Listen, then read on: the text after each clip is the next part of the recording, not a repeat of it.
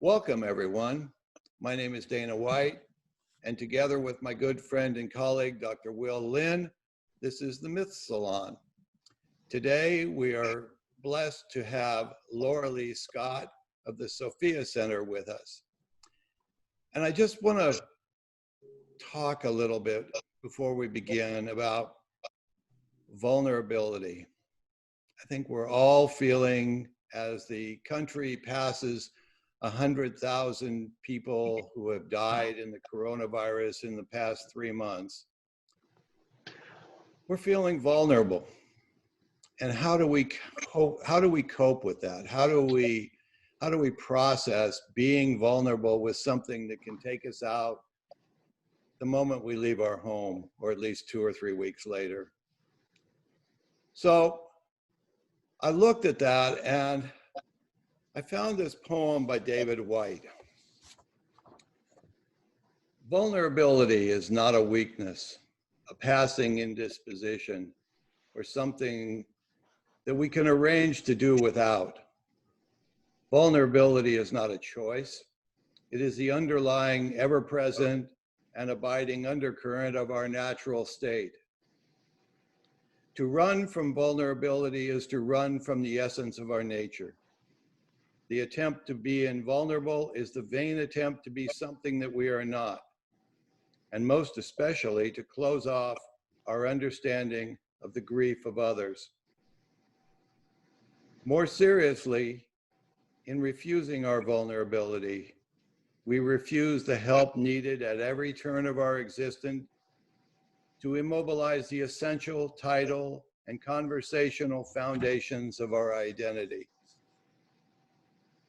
And so I hope that you will join with me that wherever you are and however you go out into public, the symbol of respecting our vulnerability and respecting the vulnerability of others is the mask. I think the mask is going to be with us for quite some time. It is part of the new normal. And whether we take it off when we have people over and we socially distance in our backyards, if we walk our animals in the neighborhood, wear the mask. It just says that we are vulnerable.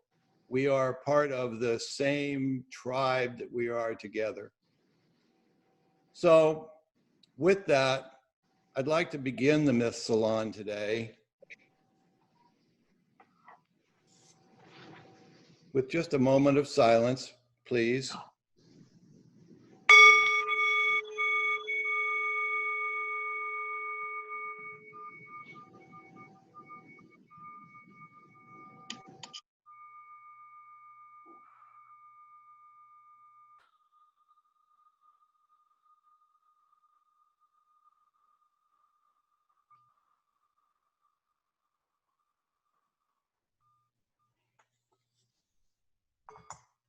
$100,000 people after the first of the year, more than the wars that we've had in America, more than any singular event.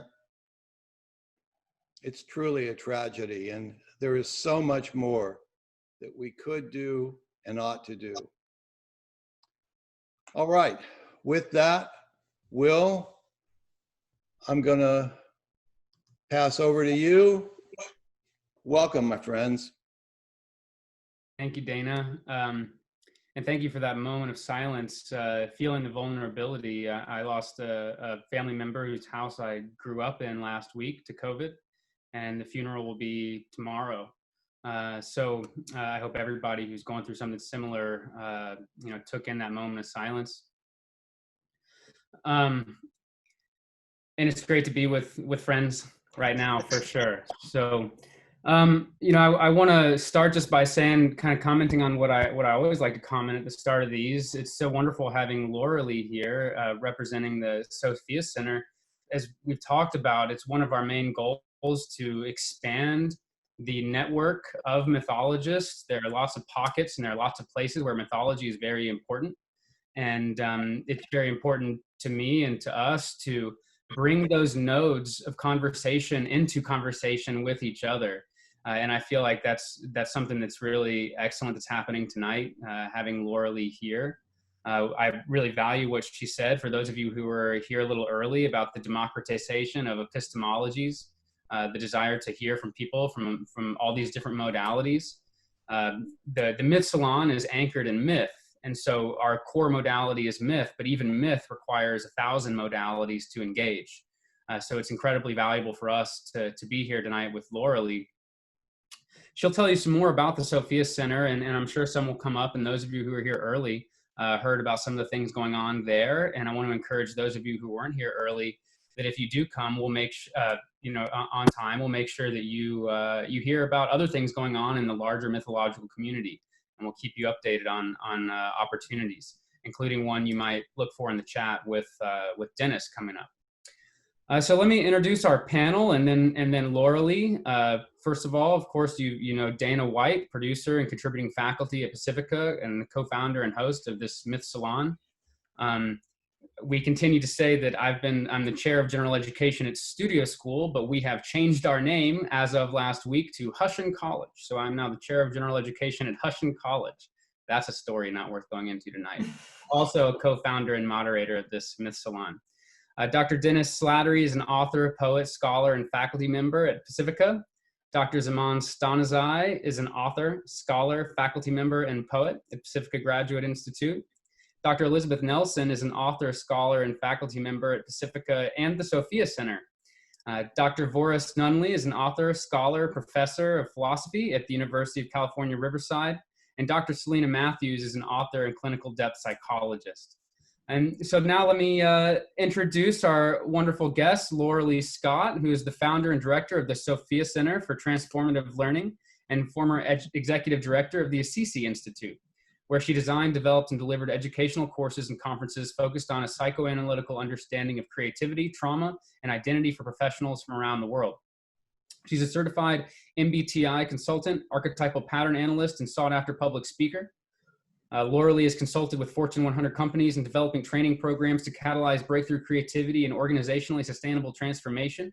She's been a featured presenter at conferences around the world, including Portugal, Russia, Italy, and Australia. Her graduate studies focused on interdisciplinary links between Jungian psychology, brain science, creative theory, and performance art as activism. Her past artistic work includes a dance theater production focused on the global issue of human trafficking that resulted in the passage of anti-trafficking legislation. And Loralee's work around this issue is featured in an academic text published by Routledge called Grief in the Expressive Arts. And with that, I'd like us all to welcome Loralee Scott. Thank you for joining us. We look forward to hearing from you tonight. Thank you so much, Dana and Will, and all of the panelists this evening. I am thrilled, and it is a deep honor to be able to spend this evening with you. I'd also like to say thank you to Elizabeth, a special shout out, who was the one who connected, I believe, Dana and Will and I, and to someone who is very integral to the Sophia Center, Shaler Wright, who's the Director of Community Engagement, who was a part of that initial meeting where I think Dana and Will, Shaler and I got on a Zoom session, and I think we talked about 90 miles an hour for like, an hour, because it was a real meeting of the minds, and not only of the minds, I think a real meeting of soul and vision and mission. And Elizabeth was the one to say, hey, you kind of need to meet these guys. So thank you. Thank you. And more to come, more collaboration to come, especially in these times. Communities like these are so vital, so needed, so necessary. I know you all realize that. So thank you so much for this time.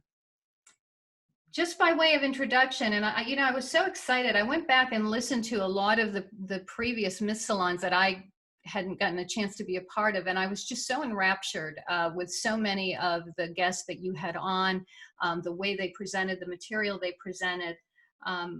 Before I dive into what I'm going to be sharing about tonight, which is the way to our beyond, moving through the darkness with COVID, dragons, and the dark feminine, before I actually jump into that, just by way of introduction for me, that's not the kind of pedigree read through, and thank you, Will, for that, but I've all my life been fascinated with transformation. And I think it's only been very recently that I really identified that common thread. My background started in the world of classical dance. I am the second in 3 generations of classical dancers. I started in my mom's dance studio. My daughter started in my studio. So there's something about the dance that speaks deeply and I think is in our DNA. But with regards to the world of dance and also theology and biblical studies, scriptural studies, that's my undergrad degree was in theological studies.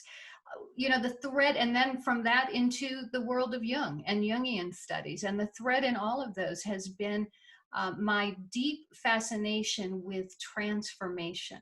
Even in the world of dance, I remember as a young girl, my mom taking me for my 8th birthday to a place called Jacob's Pillow, which if any of you are dancers, you probably know Jacob's Pillow, just this magical, magical place in the Berkshires where all in the summer, all of the internationally renowned dance companies go to perform. And we arrived early at Jacob's Pillow. It was a hot, muggy August day in the Berkshires. And my mom took me around to this kind of side building where there was a dance class in progress. And I kind of wriggled my 8-year-old body through the crowd in the doorway and leaned inside the door enough to see in that room. And this was when, you know, there was no air conditioning. So it reeked of, you know, perspiration and cigarette smoke, and it was full of dancers, and the choreographer was in the front of the class calling out the counts, and I was completely transfixed in that moment. It was like the whole entire world just dropped away, and it was one of those moments where you meet destiny and you know it. Even at 8 and 9 years old, I knew that. And what I was so transfixed with was what was happening in that room. Now, if you asked me this evening, Loralee, what was the show that you saw? What did you see on stage with the lights? I couldn't tell you. I have no recollection of that, but I could almost do the steps of the dancers in that room. And so tonight, where I want to go with this conversation is leaning into, in this time, in this just surreal time that we're all meeting in and we're all trying to navigate our way through, leaning into this world of transformation, not in a romanticized, idealistic way. So, because as you know, and as dancers know, and I'm going to be speaking to you from the orientation of a dancer and of an artist in some of this material. So with that, let me share screen and we will begin.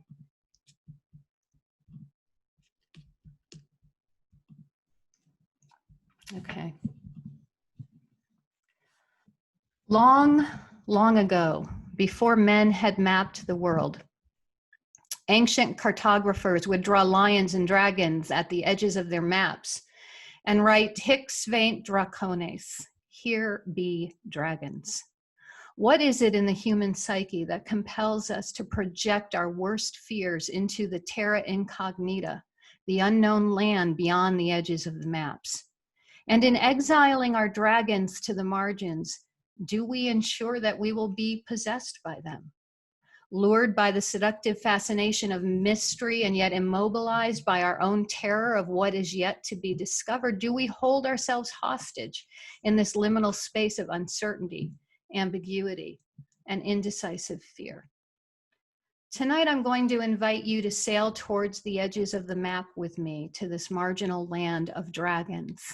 And I'd like to ask you to consider that perhaps not all dragons exist in order to be killed. However, this invitation comes with a caution. This is a journey that cannot be traversed like those you've so often read about. We cannot board this vessel like Odysseus with his valiant soldiers, armored up and prepared for battle. This is not a vessel of war, and this is not a journey of domination, power, and control. Just days before his death, rabbi, scholar, and activist Abraham Heschel was asked what advice he would give to young people. He said simply, live your life as a work of art. I think this particular moment in history mandates, perhaps more than ever before, that we find our way towards a true, genuine conjunctio of science and art. I believe Jung's psychology in many ways illustrates his own engagement and struggle with this. However, we exist in a culture that has often taught us not to prioritize honoring soul, not to prioritize honoring intuition, not to prioritize honoring the dark feminine, and not to prioritize honoring suffering as a necessary pathway to wholeness. We've too often not been taught to honor the way of the artist. Camus wrote, "In times of great suffering, if art insists on being a luxury, it will also be a lie." The only way to board this vessel is with the orientation of the artist. We approach it the way the painter approaches a blank canvas, the way the composer seats themselves at the keyboard, the way the dancer moves out onto the dance floor. We must be, as Martha Graham wrote, doom eager for destiny, committed no matter what the cost. We don't march in rigid lockstep like soldiers going into battle. We must learn to move gracefully, fluidly. We must learn the way the classical dancer learns, to hold the tension in our bodies of pushing down deep to root ourselves in the depths, even while we lift and reach towards the heavens. For it's this orientation alone that allows us to move with the greatest degree of flexibility, fluidity, and grace.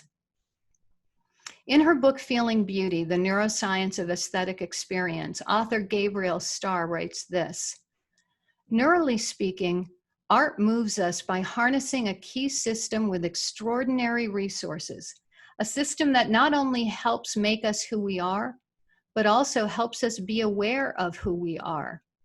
Powerful aesthetic experience makes us return to that state of watchful waiting, characteristic of core consciousness, but carrying an awareness of the pleasure of looking at an object and contemplating its worth.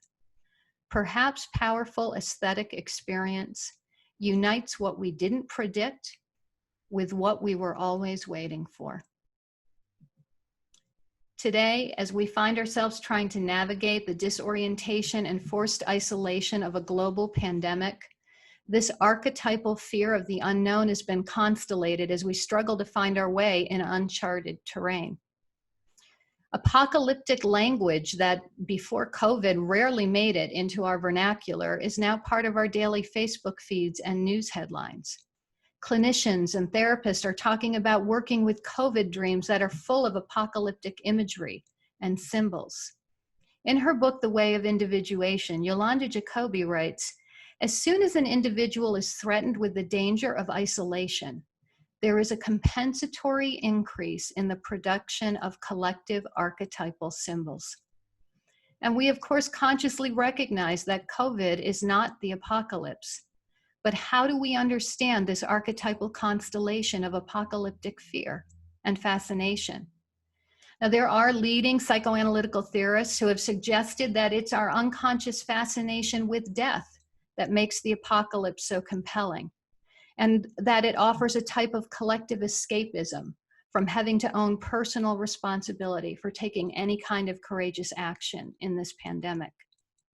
And while I recognize a familiar ring of truth to that explanation, I'd like to suggest that perhaps there is more to this story. The etymology of the word apocalypse comes from two ancient Greek words that, when combined, mean to uncover or to take away that which is hiding something. Hence the book written by John the Apostle when he was in exile on the island of Patmos, Revelations. COVID is often being referred to as the Great Revealer. But of course, the question is just exactly what is being revealed, and what do I do with what is revealed? The answers to those questions seem to be as varied as the diversity of face masks we're all seeing in our local supermarkets. I think it's important to understand and to recognize that what is revealed is directly related to what we are able to see. In scriptures, there's a phrase that is often repeated that goes like this: "Let those who have eyes to see, see. Let those who have ears to hear, hear." This is speaking to an ancient recognition that truth and I feel like I have to use that word in quotes, that truth is often gradually revealed to individuals rather than suddenly grasped by the masses.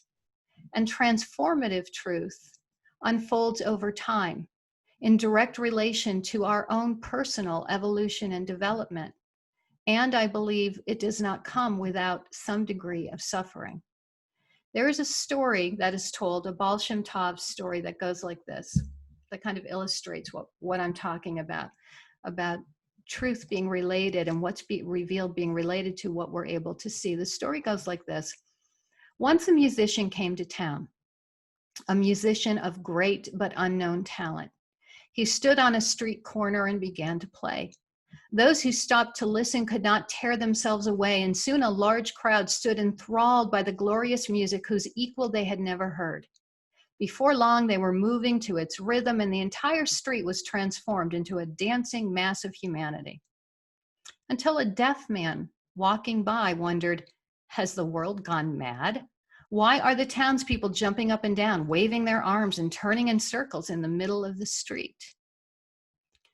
Hasidim, concluded the Baal Shem Tov, are moved by the melody that issues forth from every creature in God's creation. If this makes them appear mad to those with less sensitive ears, should they therefore cease to dance? I believe we're in these times where it's the artist, it's the creatives who are able to hear the music that perhaps not everyone is able to hear, who are able to see the artistry that perhaps everyone is not able to see, who carry, as Camus was referring to in that quote I shared earlier, who carry a significant responsibility to illustrate, to make art, to share it. Picasso said this, we all know that art is not truth. Art is a lie that makes us realize the truth, at least the truth that is given to us to understand. So here you hear him echoing the same idea, that truth is revelatory over time, and it's dependent and connected to our own commitment, I believe, to journey to the depths, which is part of where we're going to go this evening. There was a time in the art world, I'm sure many of you know this, referring to modernism and more particularly postmodernism, when beauty was literally outlawed in the art world. In a lecture he gave at the Museum of Modern Art, Howard Gardner, a psychologist and research professor of cognition and education at Harvard, said this. He said that there was actually a period of time in the world of high art where beauty was referred to literally as the B word. Art that had the faintest smell of beauty, as it had always been understood, was banned entrance to any of the museums or art galleries. The artist Paige Bradley, who's the sculptor of this statue, the sculptor of this sculpture, I'm sure many of you are familiar with, had a unique story, and she writes of how this was created. These are her words. She says, speaking of that time that Howard Gardner was talking about, the few of us that were left had no place to exhibit, and our voice was not being heard. Many figurative sculptors started teaching as that was all they could do. If I wanted to stay in the fine art field, I knew I had to join my contemporaries and make, quote, contemporary art. I knew that it was time to let go of all the finely tuned skills I had acquired over the years and just trust in the process of making art. The art world was telling me I had to break down my foundation, let my walls crumble, expose myself completely, and from there I will find the true essence of what I needed to say. And I'm sure many of you know this story. She literally took this figure and smashed it into pieces on the floor, and then began the process of reconstructing it and illuminating it from within. But I want to emphasize that statement that she says about breaking down my foundation, letting my walls crumble, exposing myself completely. This is where the courage of the artist comes into play. And I also believe it is a part of the process of individuation, and in particular, the feminine heroine's journey that we're going to talk about a little bit more this evening. And I believe it is a necessary part of the process for the times that we are navigating now. Today, it's not beauty that is being deconstructed, but it is paradigmatic models of power, leadership, and socioeconomic inequality that have historically been accepted as normal, that are being revealed to expose deep systemic injustice. And so the question remains, if these cultural structures are to be toppled, are we going to be able to dig down to the meta-narratives that form the foundations that support them? This is the time for artists. Artists, generally speaking, and I realize I'm generalizing here, please forgive me, but artists, generally speaking, tend to be comfortable with disruption and disorder. They understand the necessity of chaos as part of the initial conditions for creative emergence. And in this season of COVID, there's an almost panicked compulsion to try to make meaning of chaos, to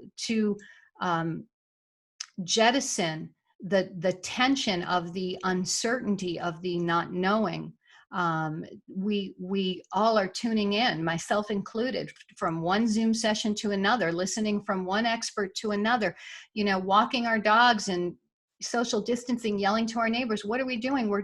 We're trying to make meaning. We're trying to make sense. We're trying to construct some certainty to help orient ourselves and find our footing, even as the tectonic plates are shifting beneath us.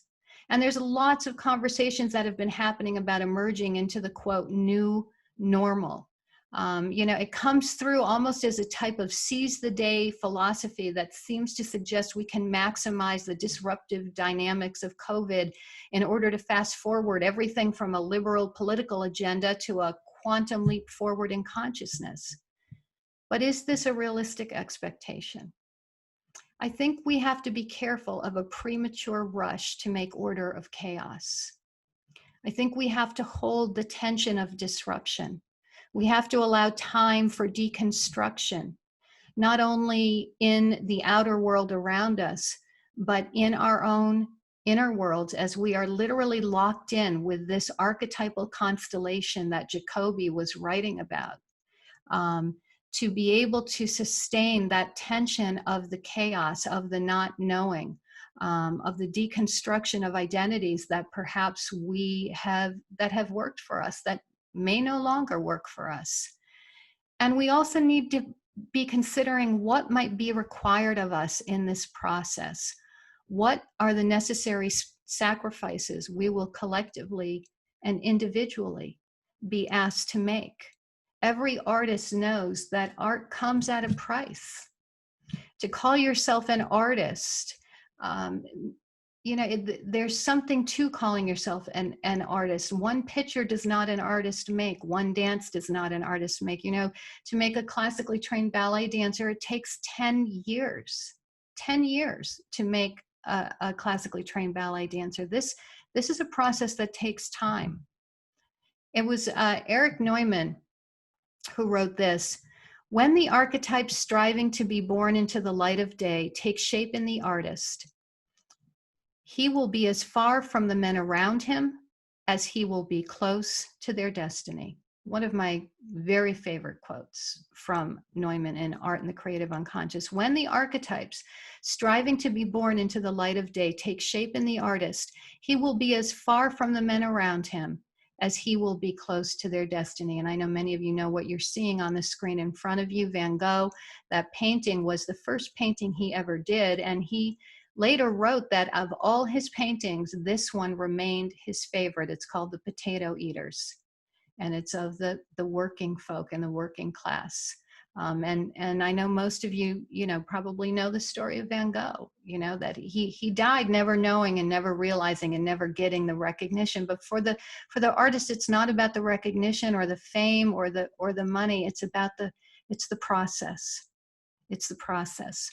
So I want to share part of a poem with you, and then we're going to go into the second part of what I'd like to share with you this evening. This is a poem by D.H. Lawrence, and I'm going to confess to you this evening. So, I titled my presentation, The Way to Our Beyond, Moving Through the Darkness. And I had already picked this poem. It didn't dawn on me until well after, I think it was yesterday, that the title of this poem is The Song of a Man Who Has Come Through. I never made the connection between the title of the poem and the title of my presentation. But let me just read it to you, and then we'll go from there. It says this: not I, but the wind that blows through me. A fine wind is blowing through the new direction of time. If only I let it bear me, carry me. If only it carry me. If only I am sensitive, subtle, oh delicate, a winged gift. If only, most lovely of all, I yield myself and am borrowed by the fine, fine wind that takes its course through the chaos, like a fine, exquisite chisel. If only I am keen like the sheer tip of a wedge driven by invisible blows, the rock will split. We shall at the wonder. We shall find the Hesperides. Oh, for the wonder that bubbles into my soul. I would be a good fountain, a good wellhead, would blur no whisper, spoil no expression. What is the knocking? What is the knocking at the door in the night? It is somebody wants to do us harm. No, it is the three strange angels. Admit them, admit them. And it's that last stanza that I want to go into this next section, looking at this evening. What is the knocking at the door in the night? It is somebody wants to do us harm. No, it is the three strange angels. Admit them, admit them. What I'd like you to consider this evening is that perhaps some of the dragons we've exiled to the margins, rather than dragons that need to be killed, may just be the three strange angels D.H. Lawrence is urging us to admit into our lives. And so we're going to go into the next part of this this evening, talking about, we'll talk about, and I'm just watching the clock in terms of time, but I want to talk about three different dynamics that I think in this time of COVID, from a creative artistic perspective, we can perhaps look at. And so the first dragon, and whether we see them as a dragon or an angel, I think depends upon each of us. You know, the symbology of an angel is not only a divine messenger, but angels serve to give us an orientation to new terrain. Angels serve, when you read them in a lot of these sacred wisdom traditions, what they're doing is they're giving an orientation to the terrain that has yet to be traveled. And in many ways, artists do the same thing. There is a prophetic element to art that Eric Neumann writes beautifully about. There is that sense in which artists are we can use this term, you know, the early adapters to what is in the collective unconscious. They're channeling something and they're tapping into something and they're able to illustrate it long before it emerges into the collective consciousness. So the first angel I would like us to consider allowing in, and you can either refer to this as the dragon of suffering or the angel of healing regression. The dragon of suffering or the angel of healing regression.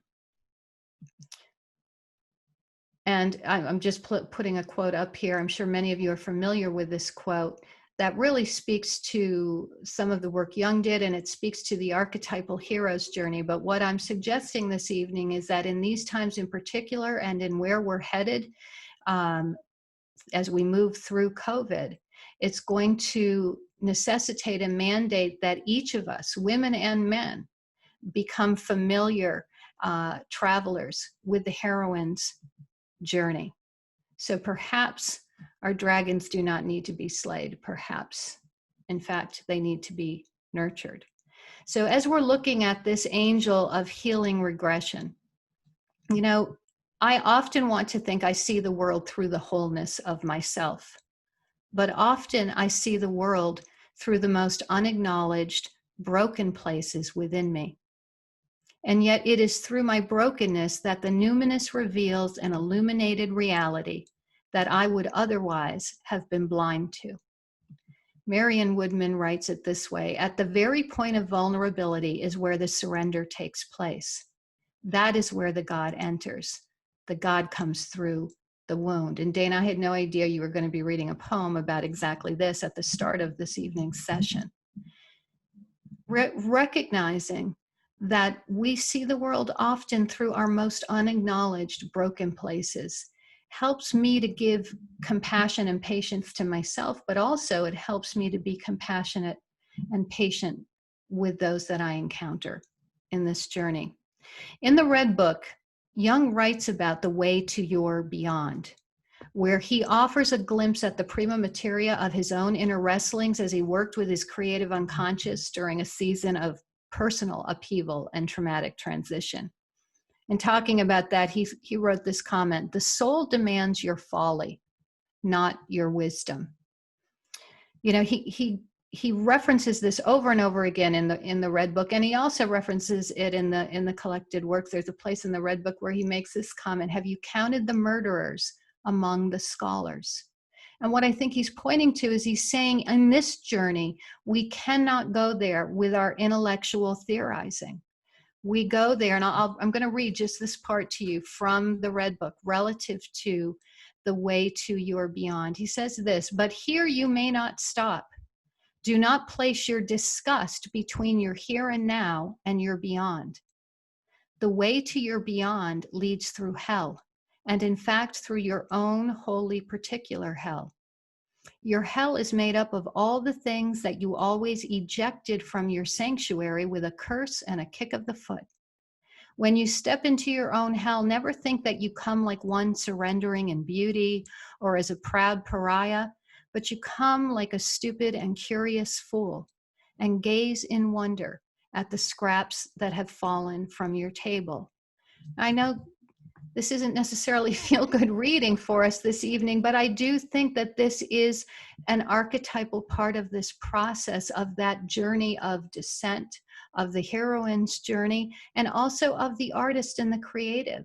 There is that engagement that calls us to the depths where we wrestle and where we are broken, and where we recognize that it's not about our egoic ability to create something, but that there is a necessary breaking open in order to allow something greater to come through. This is where, you know, the dragon is not killed. Perhaps the dragon is seen, met with, and in the process, we leave changed. I think of Christ going into hell, taking back the keys. He didn't kill the devil. We think of Inanna. There's an archetypal journey and pattern here. This is the archetypal journey into the deep woods of fairy tales and legends. Dante said it this way: "In the middle of the journey of our life, I found myself within a dark woods where the straight way was lost." This is where we sustain that terror of being lost, that tension of not knowing who we are, where we meet the process of the butterfly that we all like to talk about, you know, so much and think about often. But the butterfly, the caterpillar, literally, before it becomes a butterfly, literally digests itself. When it wraps itself in that chrysalis, it turns itself into nothing but a mess of goo, until the only thing that remains in that gooey mess is what are called imaginal cells. I love that. Imaginal cells. And so that digested caterpillar literally reimagines itself into existence as a butterfly. How similar to what is often asked of us. See, apocalypse is not about simply the finality of death and destruction. Apocalypse, as you read it in the book of Revelations, is really about the emergence of the new. It is about a purposive suffering, a purposive death that makes room for a new heaven and a new earth. And I think, you know, speaking of fairy tales, the picture that you're looking at, if there is such a thing as a fairy tale for our time and for, you know, this moment, and there's more than one, but I would suggest the fairy tale of the Handless Maiden. And I don't have time this evening to go into, I'm working through this fairy tale with a group at the Sophia Center right now. This is an amazing tale for so many reasons. And if we have time, maybe I can get back to it or take questions, but I encourage you to read it because there are so many things in this tale that are so relevant for women and men in the times that we are in. Now I want to take us, well, let me just say this because this image is here for that reason. You know, one of the pieces in that fairy tale is about halfway into the tale, she marries the king and he makes silver hands for the heroine in this story. And they're good enough hands. They're not her own hands, but they're good enough hands. And typically that might be the end of a fairy tale, but with this tale in particular, which although it was given to us by the Grimm brothers, it was actually written by a woman and told originally by a woman, but those silver hands were not enough. And she journeys then into the very deep woods and is there 7 years in order for her own hands to grow back. So again, I'm going back to that idea of transformation that happens neither quickly nor easily. The second dragon or angel, depending on your perspective this evening, is the dragon of the dark feminine, or the angel of the transformative feminine. The dragon of the dark feminine, or the angel of the transformative feminine. If anyone's read any of Linda Leonard's books, she talks about the transformative feminine. I think Tony Wolfe may mention the transformative feminine. You know, we've heard the stories and we've read the stories of Medusa the monster and Salome the sexualized assassin and Philomela and Procne as the dangerous sisters and Demeter as the devouring mother. But I would suggest that there is another side to those stories where Medusa is a beautiful young girl who's raped, where Salome is in fact, if you do the research and go back to, she was not a sexualized assassin. She was an 11-year-old little girl dancing a children's dance that was part of children's games at the direction of her mother. Philomela and Procne, yeah, they wreaked a horrible revenge, but we don't hear about Tereus who raped Philomela and cut out her tongue. And Demeter, not as the devouring mother, but Demeter who went on her own individuation journey, which is something that we see often in working with women, that her daughter's distress set her on her own individuation journey that necessitated her coming out of the disembodied and disidentification of her grief in order to own her authentic powers and step into those in order to be reunited with her daughter. See, I think part of this new world, if there's going to be a new world, the emergence of this new world is going to mean learning and being able to dance back and forth with these stories, learning and being able to look at them from masculine and feminine perspectives, I'm not using those terms in a gendered way, but understanding that those are archetypal motifs that exist and are constellated in our psyches, but having the ability to see both and to be able to understand the perspective of the other. We are living in a time where the psychologies, and this is changing, and I'm grateful for that, but historically, you know, often psychologies have placed almost the full burden for the psychological health of humanity on the shoulders of women, while at the same time denying them what is essential for their own psychological wholeness, the acceptance and affirmation of themselves as whole and complete individuals.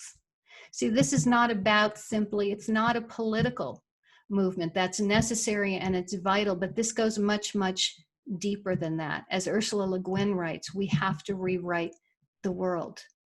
We have to be able, as men and women, to come together, to join forces, to be able to move in this fluid dance, to hold the tension like, you know, in order to dance tango, I don't know if we have any tango dancers on with us this evening, but in order to dance tango, it's a man and a woman together But one of the things that is so critical in being able to dance tango is that each partner has to hold the tension of the space between in order for them to dance as one. And it's a beautiful illustration, I think, for how we need to continue to learn and to grow, to move and to dance with each other.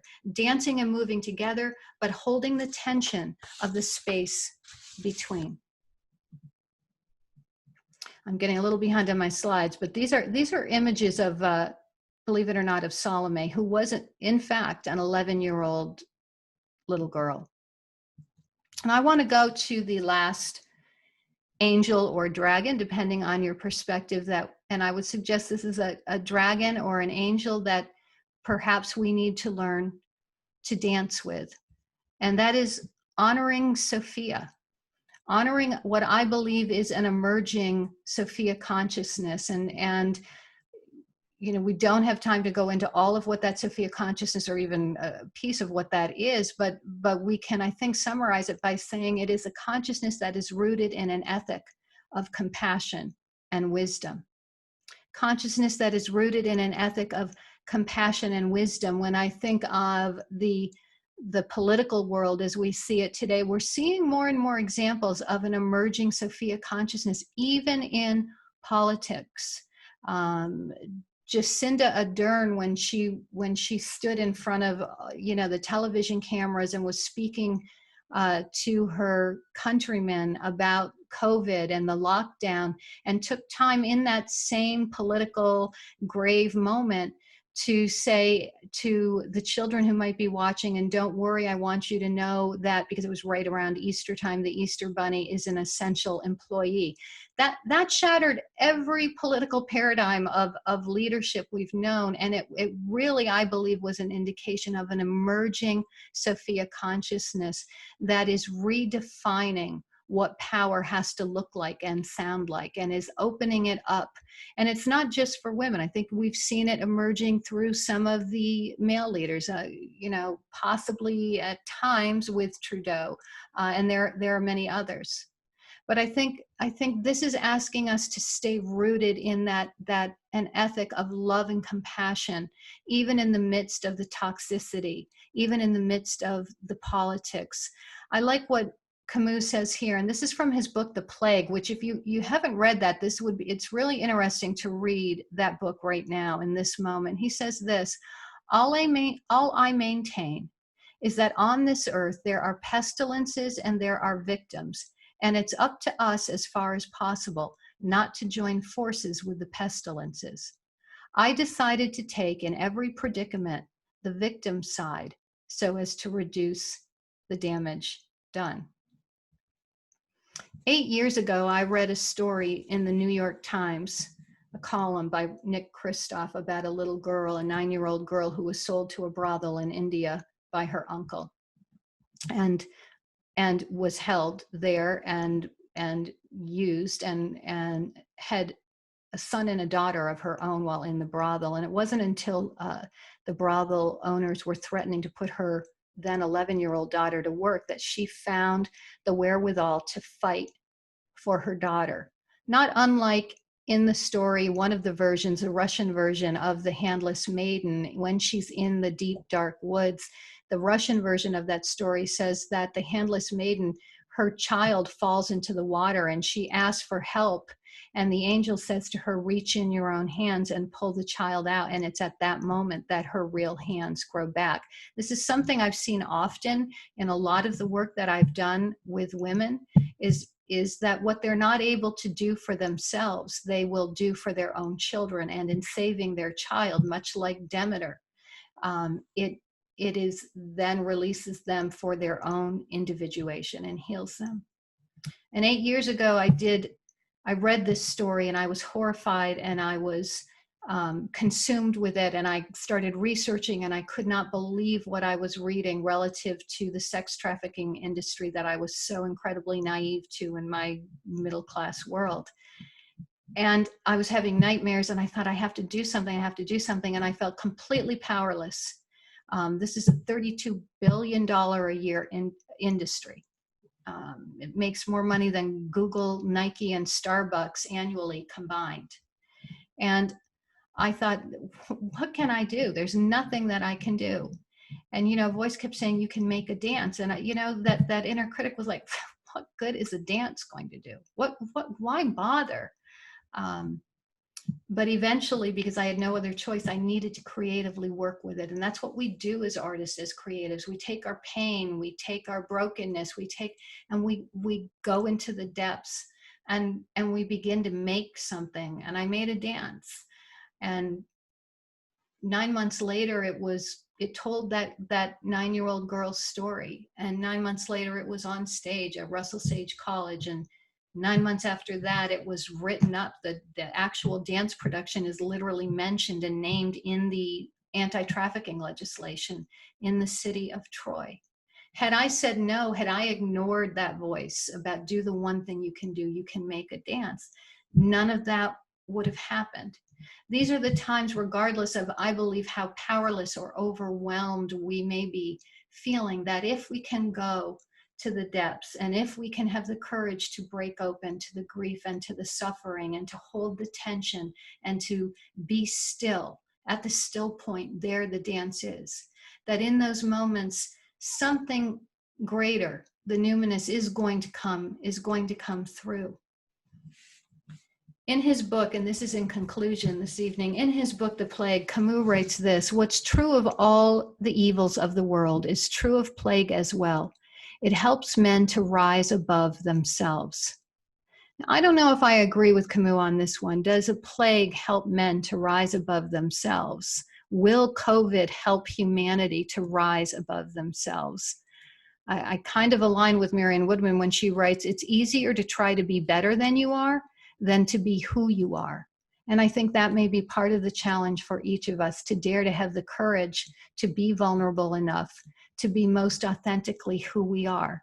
So perhaps this pandemic offers the opportunity for each of us to sit with a deeper revelation of ourselves and to choose to follow the call of psyche and soul to be truer to who we authentically are, and to dare to set sail for the margins of the maps, where perhaps our exiled dragons are waiting for us to listen to them, to dance with them, perchance to love them. Thank you. Thank you, Loralee. That was incredible and wonderful. And I look forward to us getting into it some more. I remember, I won't name a name, but some of you will have heard this story from a faculty member at Pacifica. Talks about a time that she was involved in trance work. And what had happened is she actually felt herself being taken over. And in that moment, she realized her own religion, because in that moment, she called for the big guy, as she put it. She called for God. It's like, what's your religion? Well, in that moment, I knew it, because in that moment, I was freaking out and I just called for the big guy. And for me, the big guy is love. I'm lost, I'm confused, the worst thing's going on. I don't know what to do. I don't know how to respond. That's the biggest gun I know, is love, and so thank you in a major way for encouraging Sophia consciousness, compassion and wisdom and love. Normally I ask a question and that kind of opens into the panelists, but since you and Elizabeth have a history and working relationship, I thought, better to just invite Elizabeth to jump in, if as long as I'm not putting you on the spot. Elizabeth, is that okay? Yeah, you are, and that's okay. It's just fine. Loralee, magnificent presentation and beautiful images that accompany it. I know you and I have had some long conversations about the role of hope and the difference between hope and faith at a time like this. And I'm very curious to hear your thoughts now, because that conversation started several weeks ago. I'm curious to hear your thoughts now about hope, faith, and the point that you made, which I think is extremely important, which is not to bypass this opportunity of going down. into the darkness or out to the beyond where the dragons are. So I'd love to hear your thoughts on that. Oh, thank you, Elizabeth, for that little question. So I'm glad it's 9 o'clock my time, right? I did have coffee. I did drink a cup of coffee before I got on this evening. So, all right. So hope, faith, and going to the depths. Well, hope exists only in the depths. Hope exists only in the depths. And it's not, I don't see it as a hope that is a wishful thinking in any way, shape, or form. In fact, I'm going to borrow from my friend Andrew Samuels, who says hope mandates an embrace of risk. It mandates an embrace of risk. Hope runs to the danger. Hope sets sail for the margins of the maps. If hope wasn't there, we would never leave the harbor. So hope in that sense is what is necessary to keep us from staying imprisoned and frozen and immobilized in the depths. It's what calls us on. Faith. I think hope and faith work hand in hand for me anyway. That's, maybe that's a more personal piece of it. Faith is, think of the scripture, faith is a substance of things hoped for. Faith fills in the lines of hope.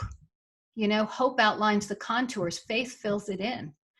Faith is a substance of things hoped for, the evidence of things not seen. This is the world of the artist as well as the mystic, right? It's the artist is the one who is seeing and hearing what is not seen and not heard by the collective. And the artist is the one who then has to journey to the depths and labor, literally give birth to what wants to come through. And perhaps, as Neumann was writing and as Van Gogh experienced, live with the sense of exile even after having done that, right? But it's the faith and the hope that keeps the artist going back into the studio, going back to the easel, going back to the computer to write the next chapter. Yeah. Great, thank you.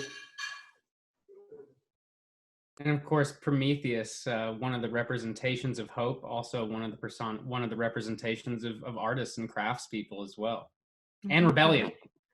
And rebellion. And I would add, let's just bring up Pandora, okay? Because, one of the pieces I forgot, and I meant to close with a quote from Rick Charnas's book, The History of the Western Mind. I mean, he's got this incredible quote at the end of that book about the feminine, about the conjunctio of the masculine and the feminine coming together, right? He wrote that 30 years ago.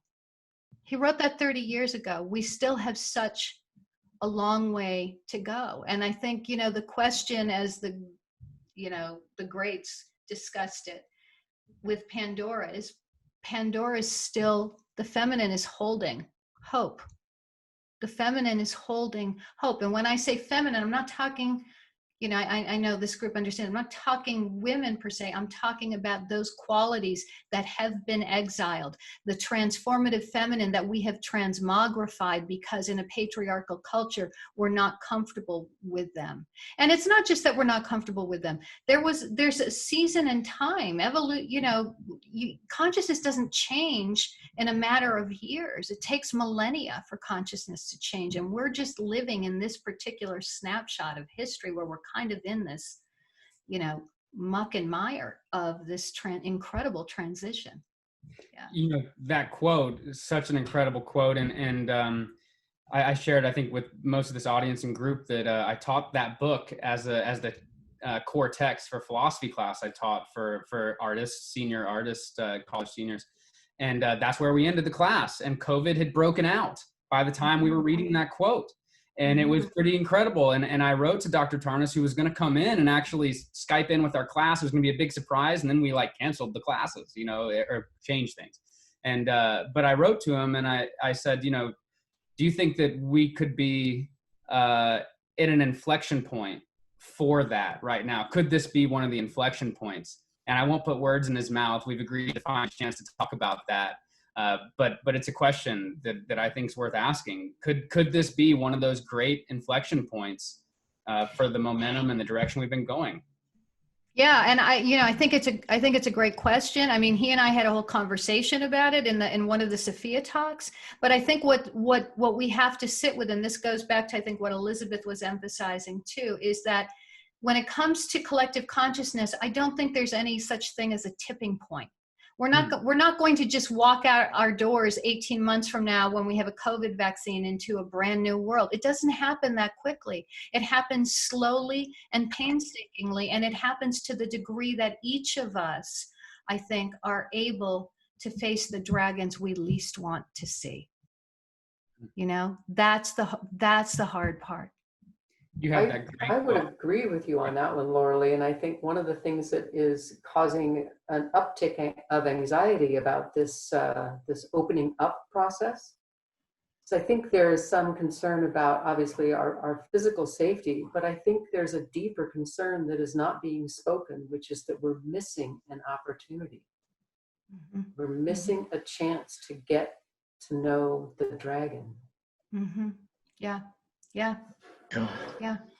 I mean, this is hard stuff. And I know many of you, I have to be on social media, like we all have to be, unfortunately or fortunately. And, there was a lot of talk out there at first. We all saw it, right? About, all the things you could do during lockdown, right? All the self-improvement projects. And then you saw like this pushback on social media where people were kind of going, yeah, hang you. I'm going to stay in my pajamas. You saw the pushback to that. Like we all have been riding this wave of trauma of this, right? So I think what's important is we can't egoically say, I'm going to go to the depths. It's locked down and I need to, right? This is about developing I think a discernment to be able to listen to the still small voice inside ourselves, to shut off, and listen. And, Jacoby said individuation is learning to follow the self, capital S, in its dance.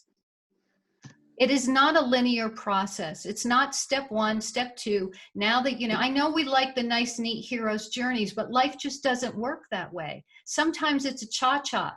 We take one step forward and 2 steps back and, oh, here I am again, right? It's a circle dance. I'm back at the same place I started, right?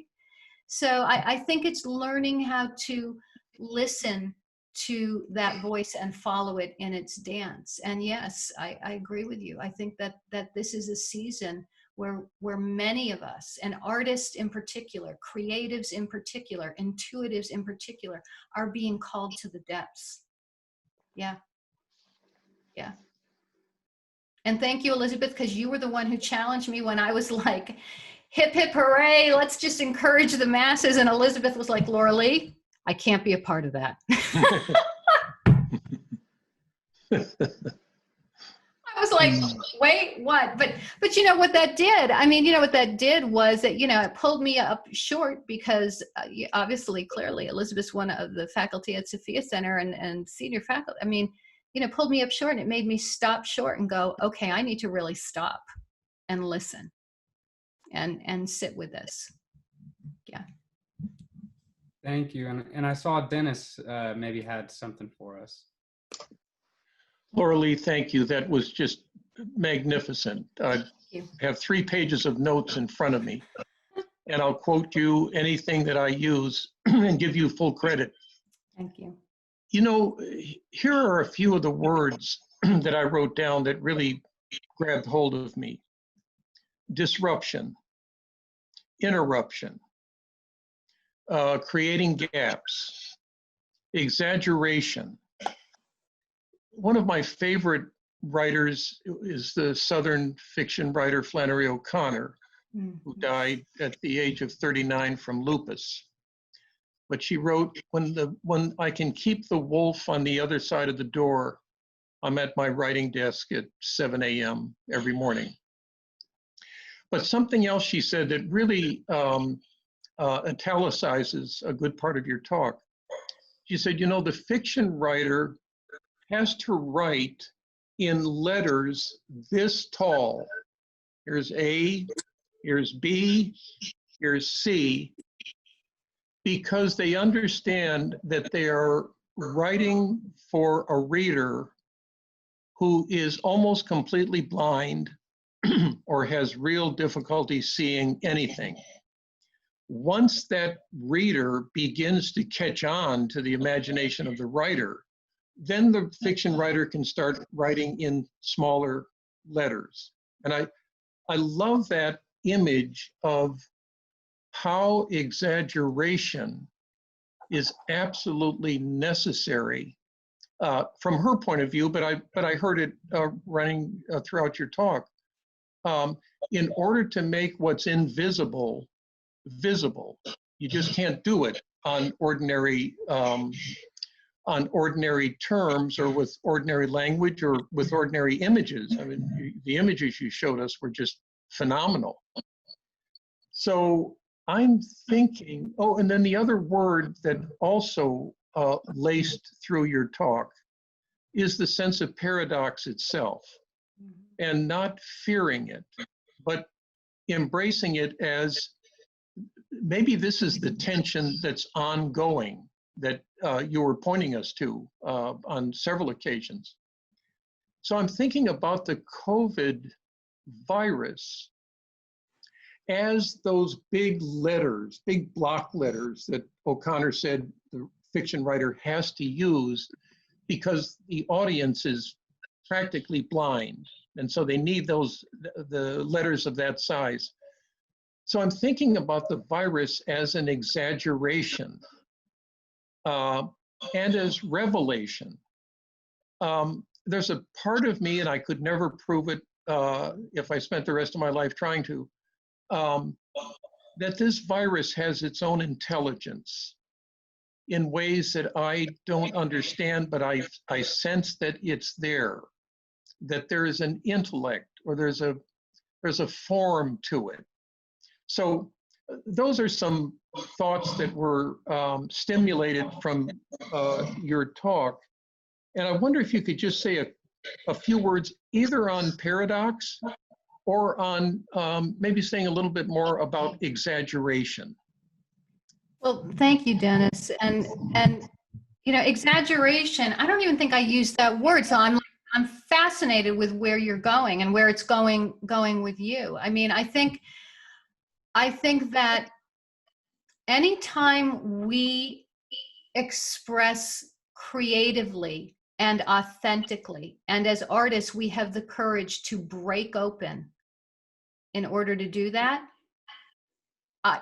what comes forth from that will be larger than life, but it will be authentic. Do you know what I'm saying? So I have a little bit of discomfort with the word exaggeration, because for me, when I walk into a dance studio, what I'm challenged with is I'm challenged to go to the deepest, scariest part of myself in order to make a dance. I'm not thinking, how do I make this bigger than it is? I'm not thinking, how do I make it louder? How do I make it more sensational? All I'm thinking in that moment is, what is the realest, truest, scariest, deepest part of me? And how am I going to put that out there relative to this? And when that happens, we all recognize it, right? We recognize that voice speaks louder than life. That's, you know, what was it that Jung said? We speak with 1,000 voices, right? We speak with 1,000 voices when we do that. So I don't think it's about imposing exaggeration. I think it's about going to the depths and having the courage to break open. So that's what I would say to exaggeration. I think in terms of the paradox and tension, yeah, that's a key, I think, a key piece of this. You know, one of the hardest things to teach. Are any of you classically trained ballet dancers on this panel? Elizabeth, you are, right? You've done it. Okay, come on, Will. You get your dancing shoes on. Okay, so. No, I'm surrounded by them, but haven't picked up enough yet. But I think, you know, one of the most difficult things and one of the most essential things to teach in classical ballet is the orientation of the dancer, right? And it's one of the most essential things when we talk about, I think I'm trying to step away from a change in consciousness, because I think it can be deceiving to an orientation. You know, we're being asked to have a different psychological orientation, and we're all trying to figure out what that is moving forward. And in a classically trained dancer, you have to be able to teach someone how to both push down into the ground at the same time that they're lifting up, you know, without doing this, and the reason for that orientation in the dancer is that's the only orientation that will allow a ballet dancer to do those unbelievable moves that defy what the body's anatomically able to do. The only way you can get that degree of movement and flexibility is to be able to hold tension in your core. And I think that that is such a beautiful metaphor for what we're being asked to do right now, right? For men and women to hold that tension, for men to come on board to say, hey, there's something here for me in the heroine's journey, for women to say there's something here for me in the heroes, for all of us to be able to fluidly move back and forth in those journeys, depending on our own personal circumstances and life situations, is critical. Thank you, Dennis. Thank you, Loralee. And I see Thank you, Selena has Loralee. Yep. And I see Selena has her mute off. Hopefully she has a question for us. Yeah, I do. Great, incredible, Loralee. Just such a beautiful, heartfelt, sensitive, authentic presentation, and I really appreciated that. You were talking about reimagining. I work with clients, so they're all cocooning and they all need to reimagine themselves. And I also, as a therapist, am having to reimagine the way I'm working right now. Like everything is changing and I'm having to go, and I actually had to go back to Yalom's Existential Psychotherapy, a basic book, to deal with some of the philosophical issues of death, meaningless, isolation. It's the philosophy that is helping to grow them in the cocoon, because I have so many. I see 30 people a week, so I have so many cocooning in different ways. But I have to be different because the ways that I used to work are no longer working, and I'm needing to change. So it's kind of like, I feel like I'm in an incredible process as well. I mean, professionally, personally, as someone who helps other people. So it's quite incredible.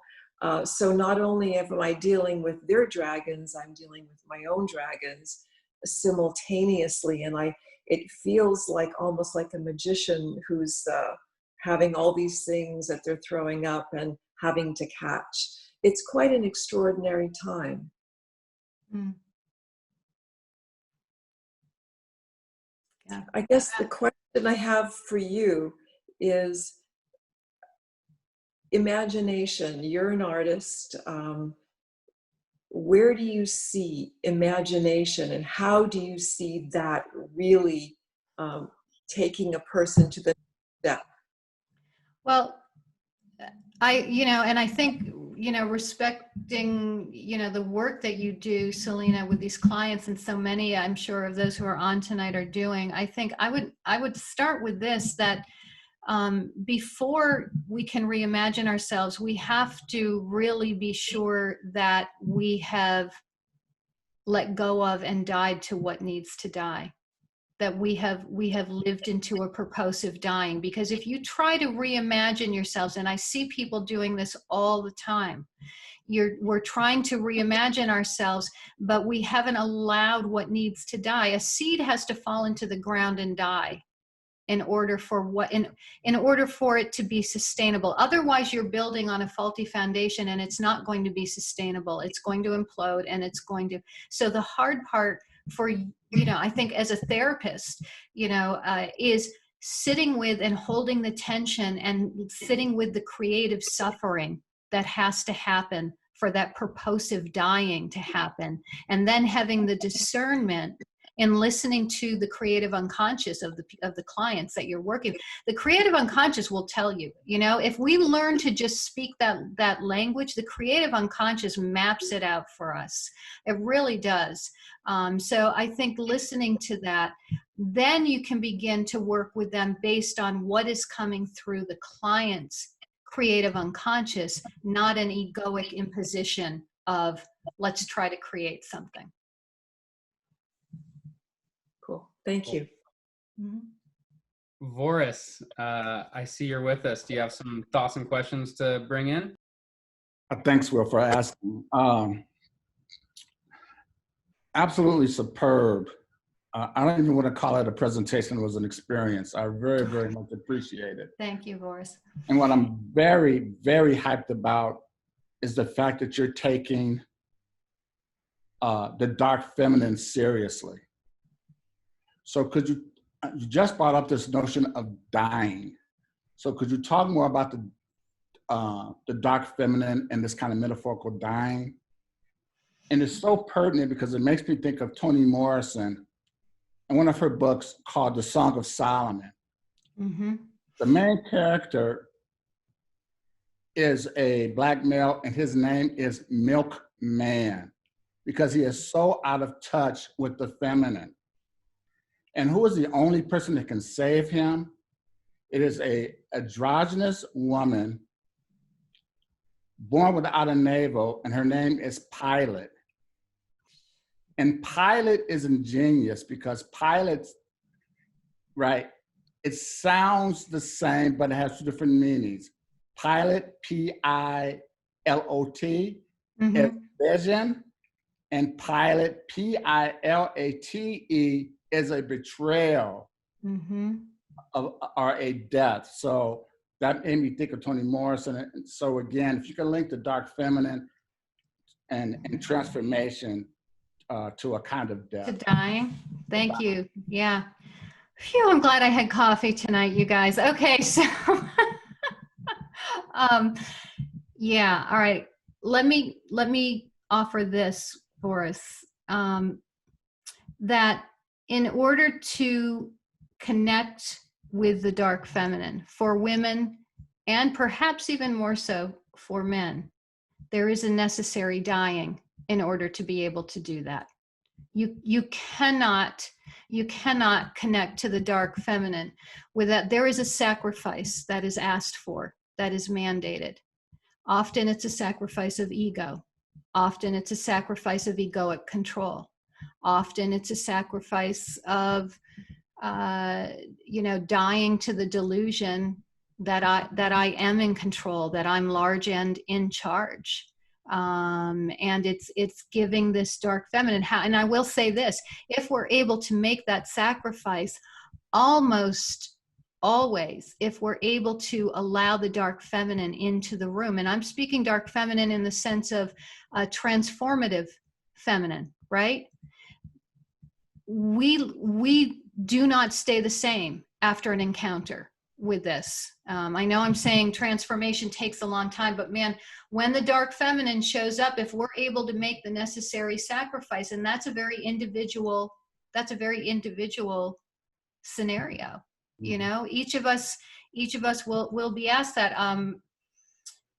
That we see this in literature. One of our faculty and a dear friend and wonderful colleague, Sandy Salzilla, did an incredible presentation on this, talking about in the novel, Elizabeth, help me out, was it Jane Eyre, about the crazy woman in the attic in the literary novel, right?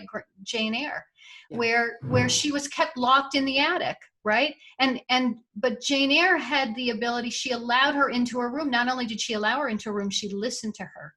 And she took her advice. She got out of the house. And that was what then you see the whole novel moves forward from that. There's a huge shift and a change. That's the kind of energy that the dark feminine brings into our lives.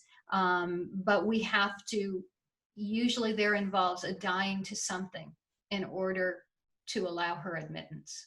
Mm-hmm. You know, my experience is that tension between the egoic resistance of the death and that impulse to die, that eventually there can be a give to that. And once you decide to die, you can actively start killing yourself in a positive way. At least I've been through that quite a lot and quite lately.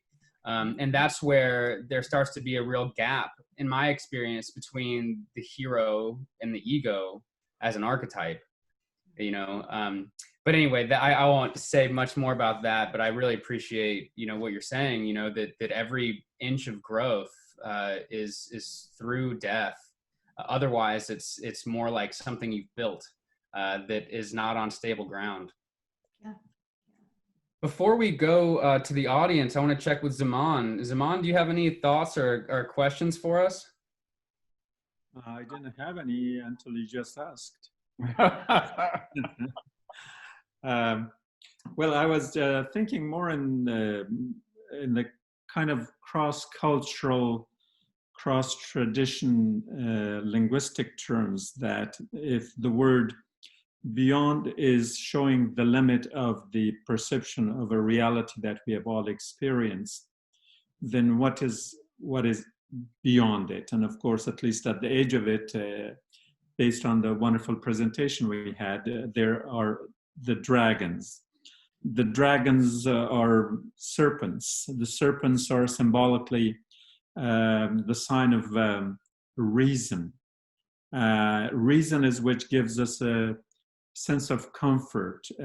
We constantly change our reasoned perception into faith when we feel comfortable with it, but then we have to go beyond that. And the way to connect with the beyond would be like, I mean, what comes to us, or where do we go to the other side?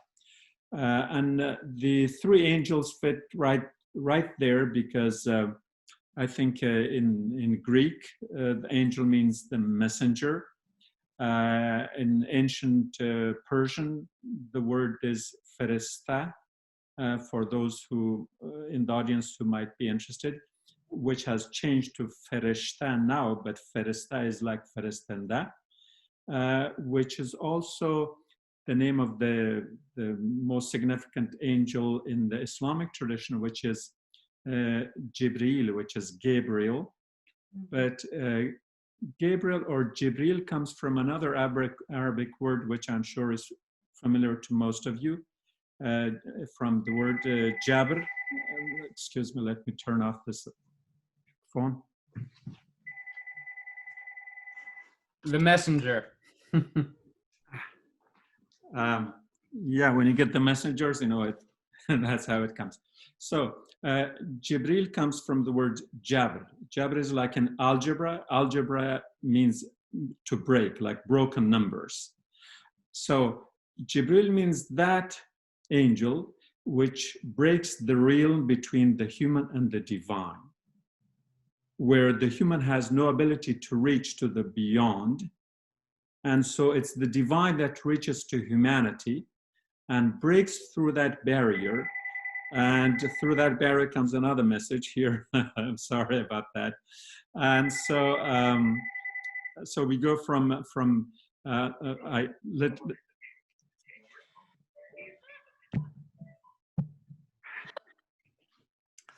I usually get 2 or 3 calls in 24 hours, and they just happen to happen right now, this moment. Sorry. So we're talking about, you know, the beyond. Then there has to be an angel, and the 3 angels that Loralee showed, they were beautiful, and again connected with the handless maiden. And if I remember correctly, in this image, there were 3 angels with only 3 hands. The one in the middle had 2, the one on the right had 1, and the one on the left had none. So you have to reach, even if you think you do not have the hand to reach to the beyond. And thinking of, again, another word that kind of ties into this would be that of reason. And the angel Gabriel also means reason. The prophet went to heaven with this angel, with the reason, and at a point the reason could not go any further and told the prophet, you have the heart, you go. I'm the reason, I can make it only thus far and no further. And so if you connect that with the Arabic word for aql or iqala, which means reason, that is the same word that they use for the head or for the crown or for the corona. So the corona, that's where the reasoning takes place. And if we're with this coronavirus, I think it is directing us back to our power of reason, to our sense of reason, to connect with the beyond and reach to a reality at a higher level than that which we have been experiencing so much, because we humans kind of got a little bit, not a little bit, probably very arrogant in the sense that, well, so long as we can reason things, we can define our reality. And therefore, through the over-reasoning of reality, the divine became irrelevant, totally irrelevant, because we had conquered nature, and in a sense, we had conquered God too. And so, so that was gone. So I think this is, in my opinion, an awakening, both through reason and also to respond to that angel, to that messenger, to reach to the other side, to the beyond. And I hope, as Loralee referred to it, that if in a year or 6 months, I don't know, however long it would take, when we get to that point, I hope we are prepared. I hope we are prepared to not only get the message that was sent our way, but to have a response to that message to send it back.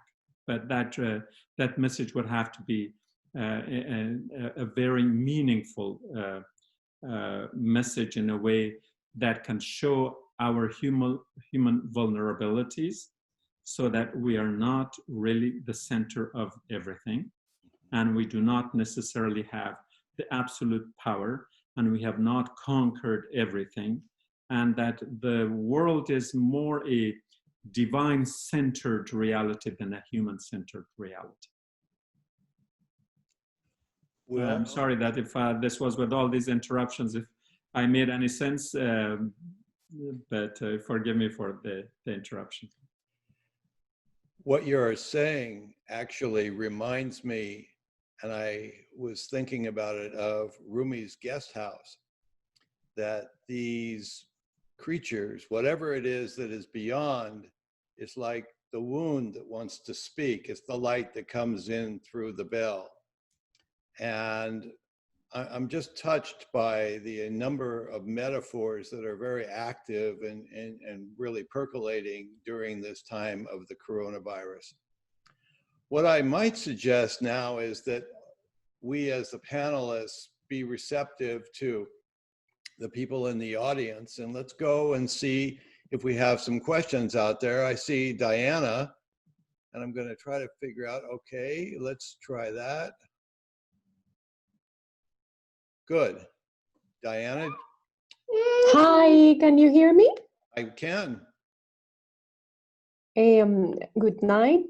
I would like to make a question related to what Loralee mentioned at the end of her presentation about connecting with love and compassion.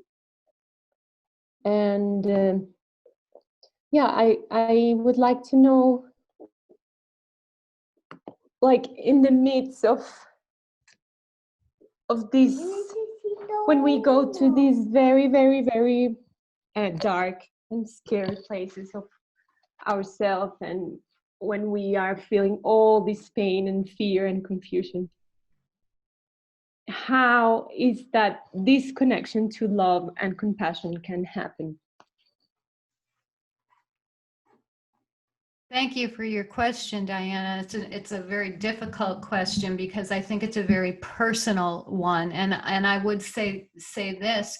I think, you know, in the story of the handless maiden, you see two characters appear. You see a devil and you see an angel. And that's something you see in a lot of fairy tales. And when you see that, one of the ways to understand that is that story has now moved into those waters where you are beyond the shore of reason, and you are in that place where there needs to be a connection to something that supersedes reason and our ability to figure it out. There is a sense of the sacred and the ineffable. How each of us cultivates that is entirely up to us. But I think there is a necessity in these waters in particular for some type of, whatever word you want to give to it, sacred practice, spiritual practice, and however that manifests for you. It's not something that can be prescribed, but to find a way to connect to something that feeds and nourishes and can speak to you in that darkness, in that dark place. I know for me, I have my own practice, that when I go to the depths, where I've experienced that, and there's something greater that meets me there. Thank you very much. You're welcome. And also, I also would say this to you, in relation to that on maybe a little bit more practical level, it's really important. Sometimes we need, there's a story that I heard about a little girl who was afraid of the dark, and it was bedtime. And she kept calling out to her mother, who was downstairs, "Mommy, I'm scared, I'm scared." And her mommy had gone up there and up and down the stairs and was getting really tired of doing that. And finally, the mom said to her, "Sweetie, just pray. Jesus is with you. Just pray." And the little girl responded, "Yeah, but right now I need somebody with skin on." And so the other piece to that I would say to you is it's really important. It doesn't have to be a lot of people, but you need some people with skin on who can be there when you hit those deep, dark places, right? That if you need to make that phone call at whatever time, or you need to, that's vital. That's critical. It does seem to me that we are learning a new world order. And we are already seeing it where restaurants and stores are being compelled to downsize their businesses, to ask people to socialize at a distance. And we are caught in that zone between congestion and emptiness. And it just seems to me that we are having to learn the middle path, whatever that is. And it does take on physical proportions as we step out into the world and realize, we do want to get this thing going again, but not at the expense of driving humanity out of existence. Is there anybody else in the audience that wants to interject or say something or ask a question? Or is there anybody else on the panel that has something? Zaman, would you like to say something else again? I'm afraid if I speak, my phone will ring again. It probably will, but maybe it's better a phone than a cat. I don't know. Well, I think what I needed to say, what I already did, is that the emphasis that we have been having since the age of quote unquote enlightenment has been kind of the marginalization of the beyond, the divine, the realm that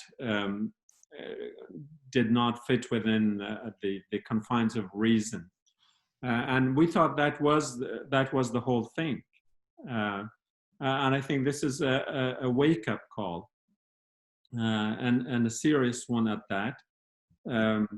And yes, we are going to a new world order, but I hope that it is new in the sense of not just readjusted reality that we had before, but in terms of a totally redefined one, in terms of these values. I think the soul needed some tending. A lot of the things that had become so irrelevant that the world was basically living on such an artificiality that we needed to reconnect, to realign. And I think in that sense, part of the reasons would have been organized religion, which took such a monopoly of the concept of God and the concept of divinity and all that, that anytime you mention anything similar, people would just dismiss you because it appeared like you were talking about religion. And I don't think it is solely the domain of religion, especially the organized religion. And I think in that sense, we need to disorganize a little bit. I don't know if I'm coining a word there. And to open this up, that there's a lot to be known, and it does not have to be known and understood and defined within the compartmentalized learning systems that we have. Thank you, Zaman. Sure. I think last week I said something like, let's let it fall apart. You know, as this thing is coming apart, there's something useful to not putting it back together quite so quickly that it becomes a newly informed structure on its own. I see Dolores. So real quick, Dana, before we go, I just wanted to comment on that because I think that Loralee said something about this so important earlier. You know, I think it's so easy to be like, is this the moment that we let it fall apart? But Loralee was talking about postmodernism. And I think what's so important to realize is that since World War II, we have been actively taking it the heck apart.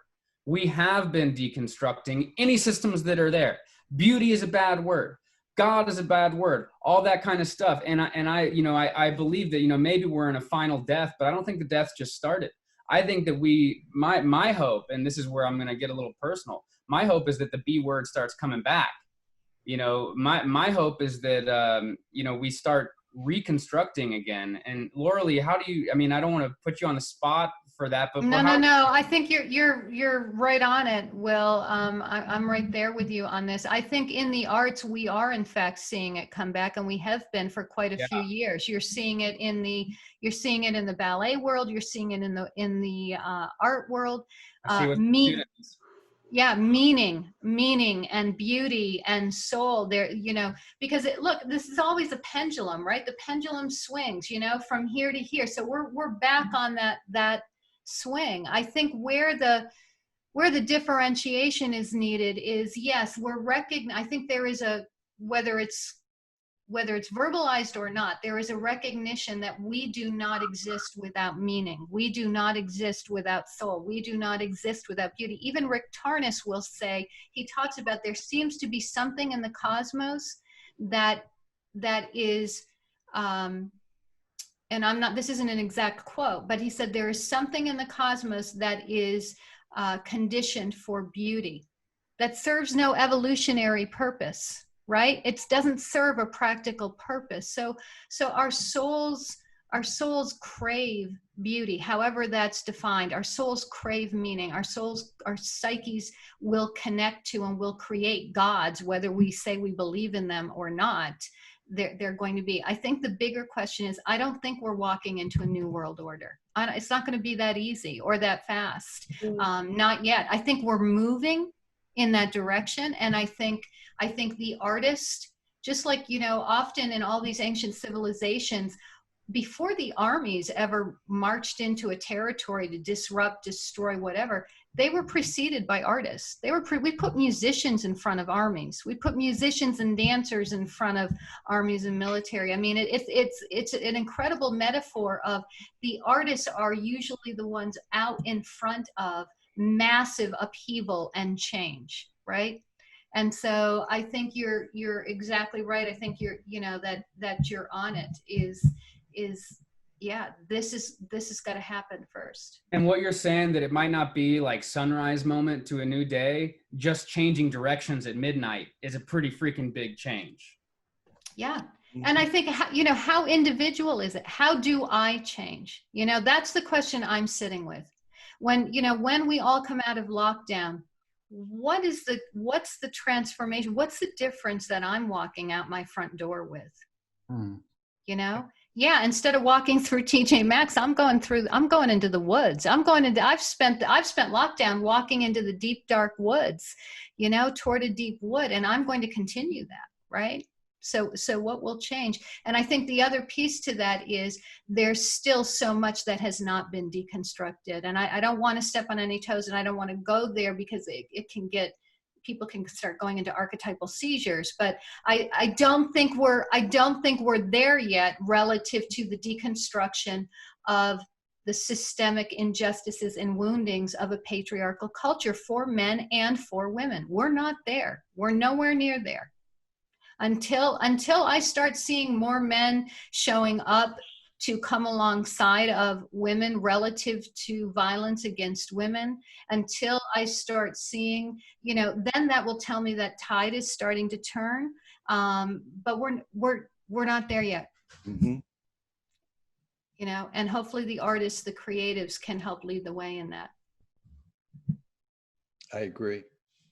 This is part of what opening up too quickly as a form of desperation Yes. Exercises a deep creativity that annihilates, that can destroy, and that can break things down further, which paradoxically has a positive and a negative side. And for me, the COVID virus is an accelerant to what has been going on. I'm echoing a little bit of what's just been said. And so it's for me approach avoidance. It's both. And that's the tension, Loralee, that you have come back to again and again tonight, which I think is probably the most powerful archetypal situation that Jung would call it, that exists right now. And so I've never felt, I mean, I'm in my mid-70s, I've never felt so transitional in life as right now. Mm-hmm. Yeah. And I'm trying to learn to not be comfortable with it, but learn from it. Yeah. To learn from Yeah. it. Yeah, I mean, Dennis, you're right. And I think we're in between this regressive pullback that von Franz writes about. She said, whenever there's a forward movement to in the collective, you're going to immediately see a regressive pullback, right? We can see this politically. And we're also asked to hold our own, what is she called a regression, a healing regression. The healing, so I know she's talking about regression being healing, meaning those times where you're going into the deep, dark woods to heal, what we see illustrated in the story of the handless maiden, right? So while in the collective, there's a regressive pullback that is not necessarily generative or may not be what we like, we're also giving ourselves permission and holding the necessity for allowing ourselves the generosity of having a healing regression where we retreat into the deep, dark woods, where we go back to nature, where we're going down to the depths. Yeah. And I think too, a couple of tropes have been brought up about postmodernism, and both. And it doesn't have to be either or, it can be both and. Mm-hmm. As what somebody said, that's where Dante's poem begins. Yes. Thank you. Very well. Exactly. Thank you. And this is what I like about what you said, Loralee, in terms of the artist, because the artist does both and. So for example, you talked about the artist and the search for meaning, which I agree with. On the other hand, you have an artist, and I want you to respond to this, like the choreographer, Merce Cunningham, who when they asked him the meaning of his dances, he says, I don't do meaning, right? This is an embodied response. I leave interpretation to other people. This is an embodied. So could you kind of talk about that in relationship to art, how art can do both? Yeah, it can do both. I mean, you know, Merce is not one of my favorite choreographers, but he was a talented, brilliant choreographer. But yeah, that was his philosophy. That was his approach was, I just want to create a blank canvas. You as spectator, you as audience can project or take whatever meaning you want, you know, out of this. In a sense, he holds his own meaning even in that, right? He's ascribing to a certain meaning even in that philosophy. I'm not going to prescribe the meaning for you, but I'm going to offer you the opportunity to have this alchemical mix that you get when an audience is, because, you know, people, that was another conversation we used to have often, you know, that you know, performative dance is non-participatory. The audience participates in a theater. You may be sitting in a seat, but you ask any dancer, anybody who's been a performer, you know, the audience is participating with you in that. So I think that there's meaning even in his insistence that what he's saying is, I'm not going to give you the meaning, but I'm going to hold the space and create the opportunity for you to do that. Right. Right. Mm-hmm. You know, and that's a beauty of art. How can we create opportunities for people and hold the space? In that sense, you know, therapy is art. Mm-hmm. You're holding the space, you're creating the opportunity, and you're holding the space, and you're holding the tension, and you're coming alongside the client that you're working with. You're not painting the picture for them. You're not giving the meaning for them, but you're holding that space and creating that opportunity. Can we go to the audience and let's let one of the unseen voices from beyond, Dolores, I think I have you unmuted now. Yes. Hi there. Thank you so much. Yes, Loralee, you said something a while ago about when the dark feminine comes and calls, you have to pay attention. And I think in this collective journey that this COVID thing is forcing us into, that it's each an individual journey, that we're each Persephone being yanked into the underworld. And the metaphor with dance, I had a lot of dance training as a younger woman, but right now I'm doing a lot of yoga. And the experience is not only the 7 chakras, but the 2 above the head, 8 and 9, that go 4 to 6 feet above, and then 10th chakra, which is 2 to 4 feet below.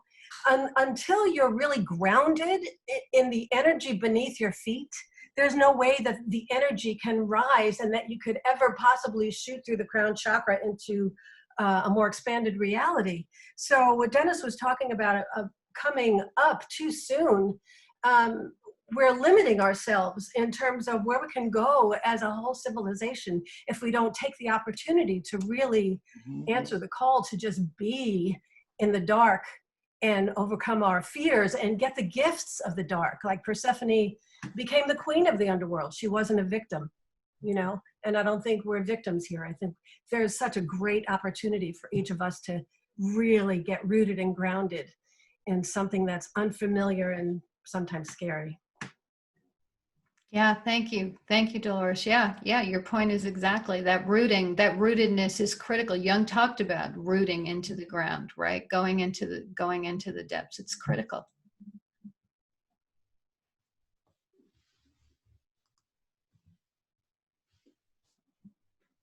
Dana, do we have another guest out there? Nope. Oh, sorry, I might have blocked what you were saying.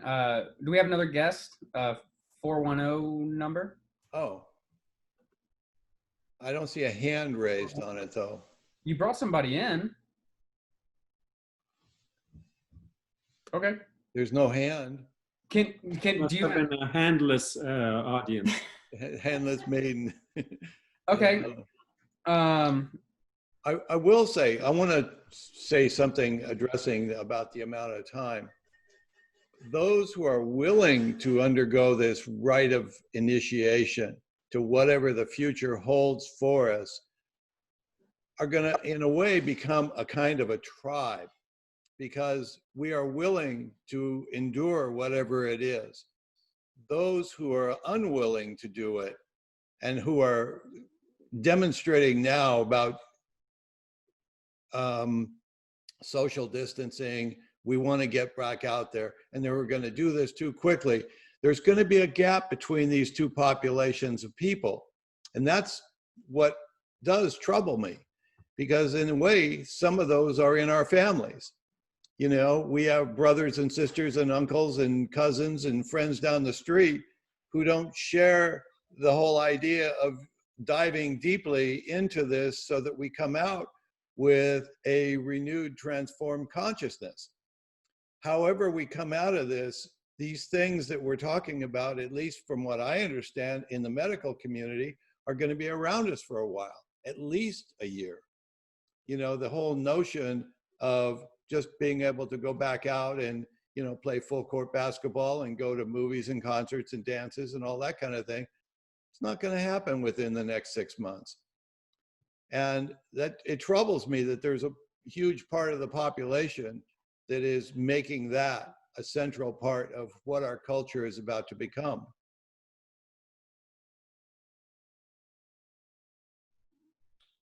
I agree. I mean, and we're all in it together. Whether there are differences of opinion, we're all in it. And these, again, these are family members and friends, and we have to figure out ways to coexist. And in a way, like Connie was talking, romancing the shadow. I mean, we have to get to know what we don't really want to get to know, with it, the impatience that they feel, the difference of opinions. We do have to coexist. We have to figure out a way that this makes sense for everybody. You know, I would chime in just to also say, you know, lest we alienate that other tribe, you know, just to say that a lot of it is maybe resistant ego, sure, but a lot of it's also survival instinct. I don't have time to go into myself. I gotta, you know, take care of the meal, you know, and a lot of it also is Atlas archetype. I can't let this thing fall. Mm-hmm. It's my responsibility to make sure it doesn't. And so I you know, I will say, I think that we are going, ultimately, we're not going to get through without some kind of dialogue between these impulses. We need the survival instinct too. You know, we need the don't let the freaking planet fall too. You know, and I think it's up to us, it's up to all of us to use compassion and love and wisdom to create a dialogue to try and, you know, bring those into concert so that we can get through this together. Agreed. Should we go for one more question? You know, I think we're so almost out of time. I think that we should, and I know Loralee, I want to make sure she has a chance for any closing thoughts. And I know Elizabeth has a nice quote for us. You know, why maybe don't we do that? Let's do that. You know, Elizabeth, if you want to come in, and then we'll have final thoughts, and then I'll stay out of it, and you can do our ritual, Dana. Right. Okay. Thank you again, Loralee, for such a wonderful presentation. I found a quote from Marion Woodman, an essay from 1987. So this goes to your point, Dennis, about COVID-19 being an accelerant for something that's been in process for a while. So this isn't a question, it's just a final thought that I think captures some of what you're doing with the Sophia Center. Woodman says, perched on the threshold of a new feminine consciousness, we are terrified to let the old values die because we are afraid to move into the unknown. Many of us are caught in a liminal state between what is dead and what is not yet born. We find ourselves in a most dangerous period of transformation because we can no longer respect ourselves as we were, yet we have very little idea of who we may become. Beautiful. Beautiful. Beautiful. And so we join together at that still point, right? At that still point where we're not yet who we're going to be, we're not in the beyond, and we're not who we were, and we hold the tension rather than rushing prematurely to fill that space. We hold the tension and we stand, I believe, together in solidarity at the still point, because that's where the dance is. That's the dance. Yeah. Beautiful. Beautiful.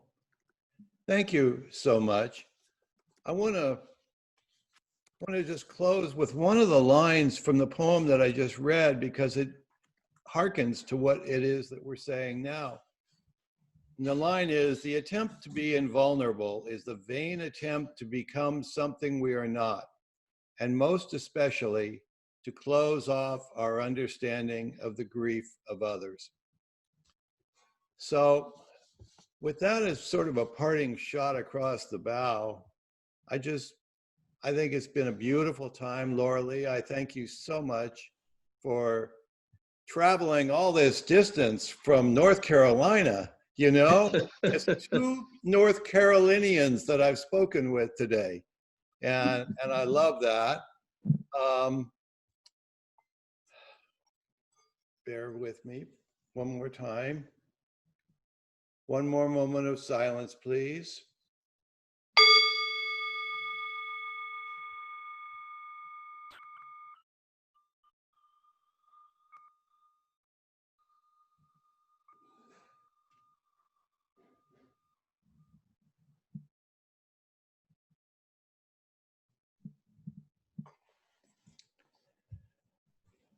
Will, I thank you once again for sharing in these endeavors with me. They're beautiful. These community gatherings, what we have going, the panel that we've been able to assemble, it's just wonderful. And so with that, we'll be in touch soon. I love you all. Thank you, everyone. Beautiful. Well, Thank you, Loralee. Thank you And all so everyone. much. Good night. Thank you. Great night. Thank you Bye-bye. very much. Yeah. all right. Good night.